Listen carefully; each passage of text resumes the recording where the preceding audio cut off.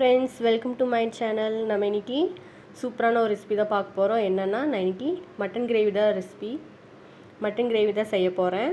நான் இன்றைக்கி ஒரு 300 கிராம் அளவுக்கு மட்டன் எடுத்து வச்சுருக்கேன். நல்லா கழுகி 4-5 தண்ணியில் நல்லா கழுகி இந்த மாதிரி தண்ணி வடிகட்டி நான் ஒரு பவுலில் போட்டு வச்சுருக்கேன். மட்டன் வச்சு தான் நான் சூப்பரான ஒரு ரெசிபி செய்ய போகிறேன். மட்டன் கிரேவி எப்படி செய்யலான்னு பார்க்கலாம். வாங்க வீடியோக்குள்ளே போகலாம். அதுக்கு தேவையான பொருட்கள் என்னெல்லாம் பார்க்கலாம் வாங்க. தாளிக்கிறதுக்கு கொஞ்சம் ஸ்பைசஸ் எடுத்திருக்கேன். ஒரு துண்டு பட்டை எடுத்திருக்கேன், 2 கிராம்பு, ஒரு 4 ஏலக்காய் எடுத்திருக்கேன், ஒரு பிரியாணி இலை எடுத்திருக்கேன். தாளிக்கிறதுக்கு இது போதும்.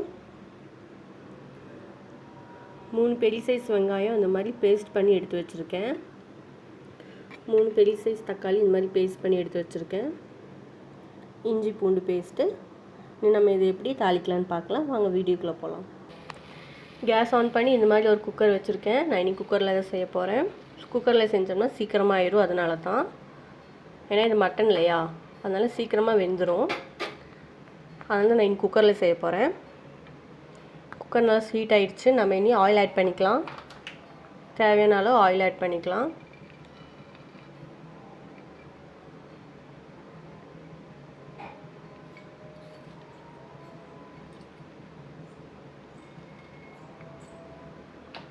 ஆயில் நல்லா ஹீட் ஆகட்டும்.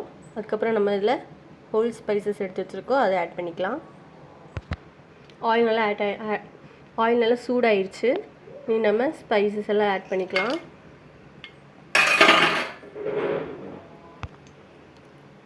ஸ்பைசஸ் நல்லா ஃப்ரை ஆகட்டும்.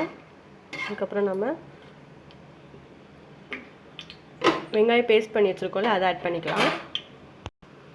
பாருங்கள், நல்லா புரிஞ்சு வந்துடுச்சு. நம்ம இந்த ஸ்டேஜில் ஆனியன் வந்து பேஸ்ட் பண்ணி வச்சுருக்கோம்ல, அதை ஆட் பண்ணிக்கலாம். ஆனியன் பேஸ்ட் பண்ணி வச்சுருக்கிறதுனால நம்ம வந்து கொஞ்சம் கொஞ்சமாக எடுத்து போடலாம். ஏன்னா அப்படியே எண்ணெய் போட்டோம்னா, இல்லாட்டி ஆயிலில் போட்டோம்னா அப்படியே தெரிச்சிருவோம். அதனால் கொஞ்சம் கொஞ்சமாக எடுத்து போட்டாச்சு. நல்லா ஃப்ரை பண்ணி விட்டுருலாம். 2 மினிட்ஸ்க்கு நல்லா ஃப்ரை ஆகட்டும். கோல்டன் ப்ரௌன் அளவுக்கு கலர் சேஞ்ச் ஆகி வரட்டும். நம்ம இன்னும் அடுத்ததில் இதில் நம்ம இஞ்சி பூண்டு பேஸ்ட் ஆட் பண்ணிக்கலாம். பாருங்கள், நல்லா கலர் சேஞ்ச் ஆகிட்டு வருது. இந்த ஸ்டேஜில் நம்ம இஞ்சி பூண்டு பேஸ்ட் ஆட் பண்ணிக்கலாம். இன்றைக்கி 1 ஸ்பூன் அளவுக்கு இஞ்சி பூண்டு பேஸ்ட் ஆட் பண்ணுறேன். இதுவும் பச்சை வாசனை போகிற அளவுக்கு நல்லா வதக்கி எடுத்துக்கோங்க. லோ ஃப்ளேம்லேயே வச்சு வதக்குங்க, இல்லாட்டினா தீஞ்சு போயிடும்.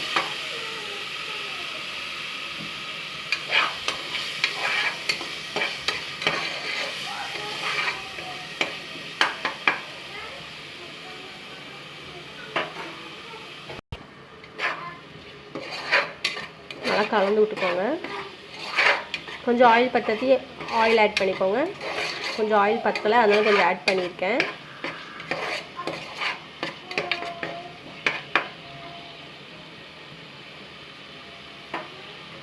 ஒரு நிமிஷத்துக்கு நல்லா கொஞ்சம் ஃப்ரை ஆகட்டும். இஞ்சி பூண்டு பேஸ்ட்டெல்லாம் அந்த ஸ்மெல்லு போகிற அளவுக்கு, பச்சை வாசனை போகிற அளவுக்கு நல்லா வதக்கியாச்சு. பாருங்கள், இந்த ஸ்டேஜில் நம்ம தக்காளி பேஸ்ட் வச்சுருக்கோம்ல, அதை ஆட் பண்ணிக்கலாம். தக்காளி ஆட் பண்ணிடலாம்.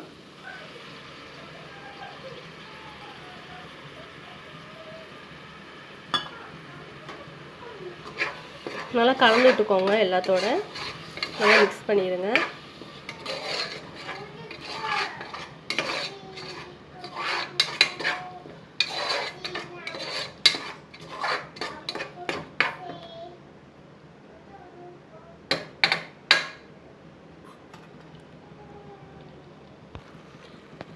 நல்லா ஆட் பண்ணியாச்சு. இனி நம்ம இது மூடி போட்டு ஒரு 2 மினிட்ஸ்க்கு வேக வச்சுக்கலாம். நல்லா எண்ணெய் பிரிஞ்சு வரணும் தக்காளி.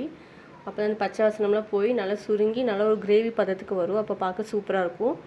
அந்த ஸ்டேஜில் நம்ம மசாலா பொருட்களெல்லாம் ஆட் பண்ணிடலாம். 2 நிமிஷம் ஆயிடுச்சு. மூடி ஓப்பன் பண்ணி பார்த்துடலாம்.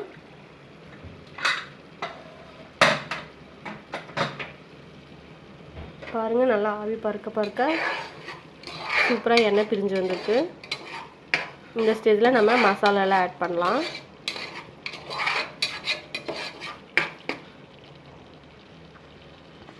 கால் ஸ்பூன் மஞ்சத்தூள், 1 ஸ்பூன் மல்லித்தூள், 1 ஸ்பூன் மிளகாய்த்தூள், 1 ஸ்பூன் மட்டன் மசாலா ஆட் பண்ணுறேன். மட்டன் மசாலா இல்லாட்டி நீங்கள் சிக்கன் மசாலா கூட ஆட் பண்ணிக்கலாம். எல்லா மசாலா பூரா ஆட் பண்ணியாச்சு. நம்ம இது கலந்து விட்டுக்கலாம்.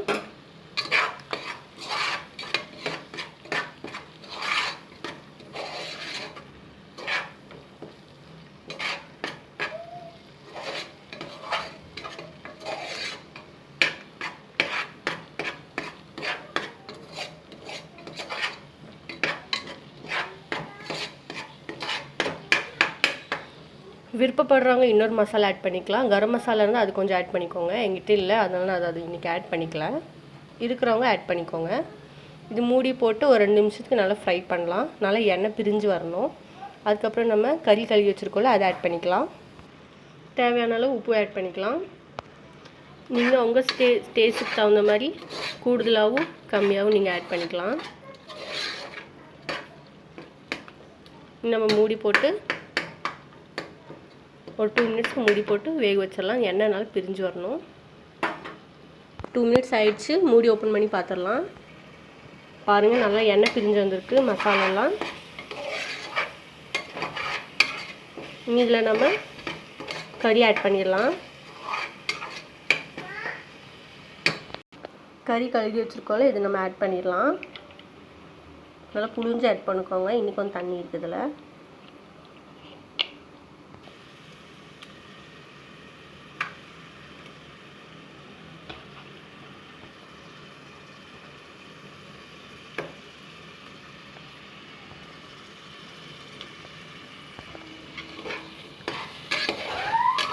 மட்டன் ஆட் பண்ணியாச்சு. நல்லா மசாலாவோட நல்லா பரட்டி விட்டுருங்க. நல்லா மிக்ஸ் பண்ணுற அளவுக்கு இந்த மசாலா அந்த கறியில் நல்லா ஒட்டணும். அந்த அளவுக்கு நல்லா கலந்து விட்டுக்கோங்க. கலந்து விட்டு ஒரு 5 நிமிஷத்துக்கு மூடி போட்டு லோ ஃப்ளேம்லேயே வச்சுருங்க. ஆனால் கறியில் கொஞ்சம் தண்ணி இருக்கும். அந்த தண்ணியிலே கொஞ்சம் ஆவிலே நல்லா 5 மினிட்ஸ்க்கு வேகட்டும். அப்போ தான் மசாலாலாம் உள்ளே நல்லா பிடிக்கும். மூடி போட்டுடலாம். 5 மினிட்ஸ்க்கு மூடி போட்டு வச்சிடலாம். அதுக்கப்புறம் ஓப்பன் பண்ணி பார்க்கலாம். 5 மினிட்ஸ் ஆயிடுச்சு. ஓப்பன் பண்ணி பார்த்துடலாம். பாருங்கள், நல்லா எண்ணெய் பிரிஞ்சு வந்திருக்கு. இந்த ஸ்டேஜில் நம்ம கொஞ்சம் தண்ணி ஊற்றி மட்டன் வேகிற அளவுக்கு விசில் போட்டு எடுத்துக்கலாம். நான் இன்றைக்கி 6 விசில் போட்டு எடுக்க போகிறேன். 6 விசில்லேயே மட்டன் நல்லா வெந்து வந்துடும். தண்ணி அதுக்கு தகுந்த மாதிரி ஊற்றிக்கோங்க. நான் இன்றைக்கி இந்த கிளாஸில் 1.5 கிளாஸ் தண்ணி ஊற்றுறேன்.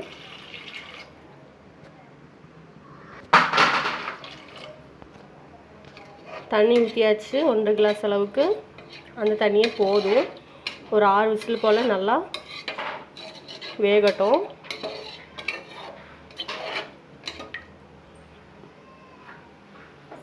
க்ளோஸ் பண்ணிடலாம். விசில் மூடி வச்சு மூடி போட்டு க்ளோஸ் பண்ணிடலாம்.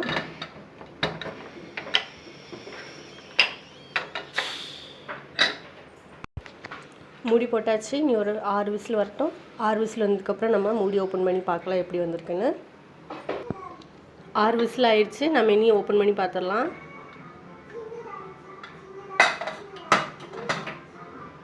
பாருங்கள், நல்லா கலர்ஃபுல்லாக சூப்பராக வந்திருக்கு. கிரேவி நல்லா எண்ணெயில் பிரிஞ்சு வந்திருக்கு. நான் இன்றைக்கி ரொம்ப கிரேவியாக வைக்கல, கொஞ்சம் குழம்பு இருக்கிற மாதிரி தான் வச்சுருக்கேன். இந்த சூடு ஆற ஆற நல்லா திக்னஸ் ஆயிரும். இந்த ஸ்டேஜ் எனக்கு போதும். நீங்கள் ரொம்ப திக்னஸாக வேணும்னா தண்ணி அளவு கம்மியாக வச்சுக்கோங்க.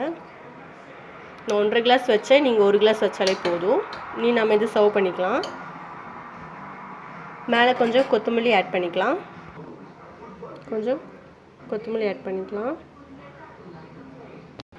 பாருங்கள், பார்க்க எவ்வளோ கலர்ஃபுல்லாக இருக்குன்னு. நம்ம இனி இது சர்வ் பண்ணிக்கலாம்.